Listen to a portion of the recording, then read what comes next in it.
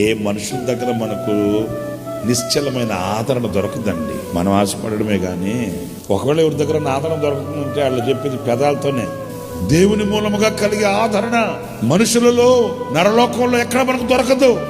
అరే ఆదరించడానికి వచ్చి గుసగుసలాడుకుంటారు, ఏదేదేదో మాట్లాడుకుంటారు, ఎంత గాయపరుస్తారో. మొదలై ఇతను అల్లాడిపోతుంటే ఈయన బాధపడుతాడా, వాళ్ళకి సమాధానం చెప్తాడా? చూడండి, దీవెనకు వేదిక ఏంటో చెప్తున్నాను చూడండి. ఆ స్థితిలో అతన్ని వేధించి, ఆ స్థితిలో అతన్ని బాధించి, ఆ స్థితిలో అతన్ని కృంగదీసిన వాళ్ళ కొరకు ప్రార్థన చేశాడంట యోబు.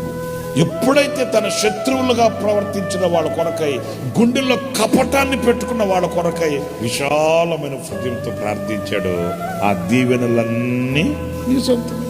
సమాధానం చేత సముద్రాన్ని దాటొచ్చంట, కక్షలతో కాలువ కూడా దాటలేమంట.